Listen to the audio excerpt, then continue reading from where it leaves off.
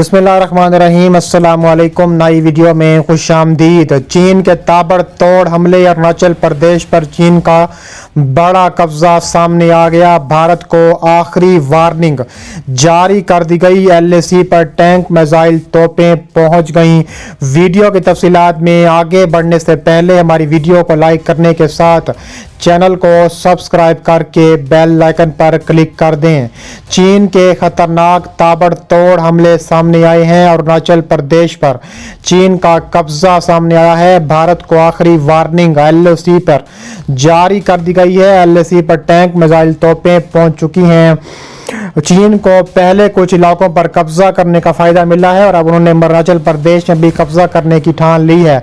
वहां पर अपने खतरनाक तरीन मिसाइल सिस्टम, खतरनाक तरीन जंगी टैंक, खतरनाक तरीन फौजी और खतरनाक तरीन कमांडोज उतार दिए हैं। इसलिए वह वहां से पीछे नहीं हटेगा और इसलिए वह मुज़ाकरात में ज्यादा दिलचस्पी नहीं रखता।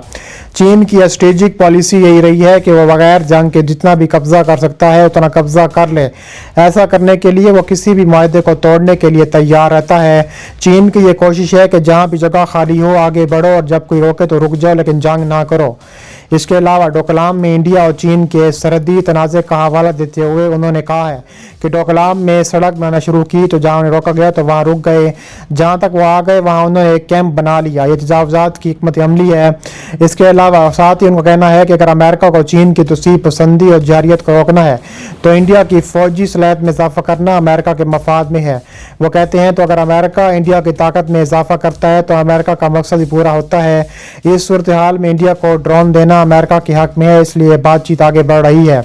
इसके अलावा इंडिया और अमेरिका की फौजों के दरमियान जारी और मुजव्वज़ा फौजी मशकों को चीन को पैगाम देने का एक तरीका कार समझती हैं। उनका कहना है कि जब दोनों ममालिक की फौजी मशकें करते हैं तो ये पैगाम जाता है कि उनके दरमियान बाहमी हम आहंगी और जरूरत पड़ी तो ये फौजें मिलकर लड़ सकती हैं। मेजर जनरल ने कहा है कि चीन भी फौजी मशकों के जरिए ताकत का मुजाहरा जारी रखे हुए हैं ताकि वो नफसियाती जंग में बरतरी हासिल कर सके। उन्होंने ये तवक्को की जा सकती है कि चीन सर्दी इलाकों में मुस्तकिल तामीरात छोड़कर चला जाए। वो कहते हैं कि चीन ने कब्जे के बाद अपनी गिरफ्त मजबूत कर ली है। चीन ने बंकर्स बनाए हैं, कई मुस्तकिल तामीरात की हैं, अब उसे छोड़कर चला जाने वाला नहीं है।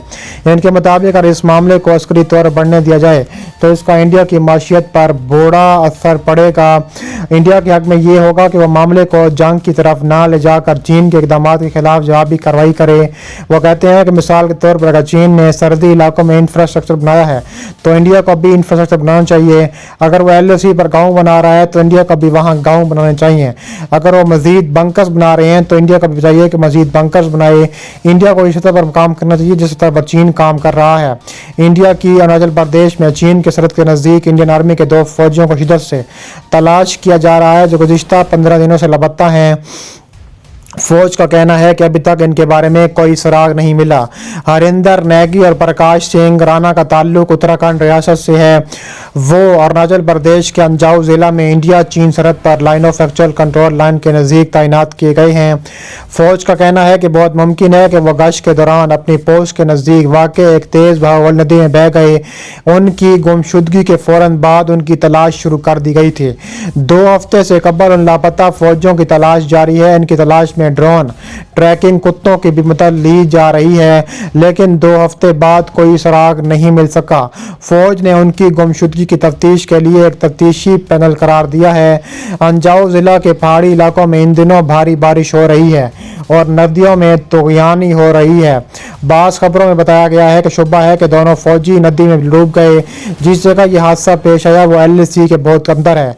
इस खित्ते में LAC के अंदर जानी फौजियों की भारी तादाद मौजूद है। अरुणाचल प्रदेश के बेशतर इलाकों पर चीन अपनी मलकियत का दावा करता है। अरुणाचल रियासत के कई जिला चीन की सरहद से मिलते हैं। माजी में कई बार ऐसा हुआ है कि मकामी शहरी भटक कर या किसी वजह से चीनी खित्ते में दाखिल हुए हों, उन्हें चीनी फौजियों ने पकड़ लिया। बाज़ मरतबा ऐसा भी हुआ है कि चीनी फौजियों ने गश्त के दौरान इंडियन शहरियों को पकड़ लिया और अपने साथ ले गई। उनका कहना था कि वो चीनी खित्ते में गैर कानूनी तौर तरीके से दाखिल हुए थे ताज़ा तरीन वाक़े में इंडियन आर्मी को यकीन है कि ये एक हादसा है, दोनों जानिब मुमकिन तौर पर नदी में बह गए हैं। हालांकि इस वाक़े का कोई गवाह नहीं है। मकामी लोगों ने BBC को बताया है कि उन्हें इस तरह किसी भी वाक़े की खबर नहीं है। इलाके के रुकन पार्लियामान और रुकन इस्लामी से रब्ता नहीं हो सका। ये वाक़या एक ऐसे वक्त में पेश आया जब चीन ने इल्ज़ाम लगाया है कि इंडिया और चीन के दरमियान सर्दी कशीदगी के लिए इंडिया जिम्मेदार है। सिंगापुर में शांघ-री मुबाहिसे में हिस्सा लेते हुए चीन के ज़ेर दिफा ने कहा है कि चीन इंडिया सर्दी तनाज़े का सवाल वाज़ेह है, इसकी जिम्मेदारी चीन के बिल्कुल ऊपर नहीं है। लद्दाख में खून रेस टकराव के बाद दोनों मुल्कों की फौजें लद्दाख और शुमाल मशरकी सरहदों पर बड़ी तादाद में तैनात हैं। मुज़ाकरात के मुतअद्दिद दूर होने के बाद भी कशीदगी ख़त्म नहीं हो सके। हाल ही में अमेरिकी वज़ीर दिफा ने कहा था कि चीन ने लद्दाख के सरहदी इलाकों में ख़तरनाक हद तक फ़ौज तैनात की हुई है। इसके अलावा कहा जा रहा है कि सरहदी फौज के एक सिक्योरिटी कमांडर ने बताया है कि ये दोनों चीनी शहरी चीन से नेपाल आए और वहां से इंडिया आए थे। इंडिया में क़याम के बाद वापस नेपाल जाने की कोशिश कर रहे थे। भारत और चीन के दरमियान लद्दाख सर्दी तनाज़े ने दोनों एशियाई मुल्कों के दरमियान कशीदगी में काफ़ी इजाफा कर दिया है। DS हुडा का कहना है कई दिनों तक भारत ये समझता रहा कि चीन इसके लिए कोई फौजी खतरा नहीं बनेगा। हालांकि सन 2020 के वसत में कराक्रम के पहाड़ों में लद्दाख की गलवान वादी में होने वाली झड़प ने इस फैसले को बदल दिया। नई दिल्ली के centre for social and economic growth में रिसर्च फेलो कांस्टल रिजर्व कहते हैं कि गलवान स्ट्रेटेजिक लिहाज से एक अहम नुकता साबित हुआ है। उसने भारत में एक नया इलाहा पैदा हुआ और चीन के साथ सिर्फ सर्दी तनाज़े को हल करने के बजाय पूरे रिश्ते को सरनाव तय करना चाहिए था।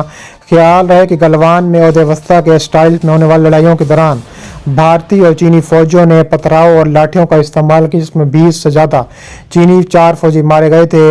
ये लड़ाई वज़ीर आज़म नरेंद्र मोदी की क़ियादत वाली भारत की हिंदू कौम परस्त हुक्मरान जमात जातीय जनता पार्टी की जानिब से कश्मीर को खसूसी हैसियत देने वाली दफ़ा 370 को ख़त्म करने और रियासत को कमज़ोर करने के ज़ेर इंतज़ाम 2 इलाकों में लद्दाख और जम्मू कश्मीर में सामने आई थी। मोदी हुकूमत ने इसके साथ ज़मीन के मालिकाना हकूक़ मुकदमों के सिलसिले में रियासत का खसूसी इख्तियार को भी ख़त्म कर दिया था, जबकि मकामी सियासतदानों सहाफ़ियों मीडिया पर सख्त बंदियाँ आयद कर दी गई हैं। मोदी हुकूमत का दावा था कि इस इक़दाम के ज़रिए सिर्फ इंतज़ामी तब्दीलियाँ की गई हैं। हालांकि हिंदू कौम परस्तों का एक अरसे से मुतालबा रहा है कि मुस्लिम मकसूदी कश्मीर को भारत में बुरी तरह से शामिल किया जाए। पाकिस्तान ने भारत के इस कदम से सख्त चीन की हिमायत की थी और उन्होंने कहा था कश्मीर बैनुल-अक़वामी तनाज़ा है और उसकी पोजीशन में कोई एक तरफा तब्दीली बैनुल-अक़वामी क़वानीन और अक़वाम मुत्तहिदा की करारदादों के खिलाफ है। ताहम भारत के इस इक़दाम सबसे बड़ी सफारती चैलेंज चीन की तरफ से आया है, उसकी भारत को कतई तवक्को नहीं थी। चीन ने भारत के इस फैसले की नुक्ताचीनी की है और इस मामले को अक़वाम मुत्तहिदा के सलामती कौंसिल में उठाया है, क्योंकि सलामती कौंसिल में कश्मीर के तनाज़े पर गुज़िश्ता 5 दिनों तक 2 मीटिंगें हो चुकी हैं, लेकिन आज तक कोई नतीजा नहीं निकल सका है। लेकिन इसका भी कोई नतीजा निकलता हुआ नज़र नहीं आ रहा है।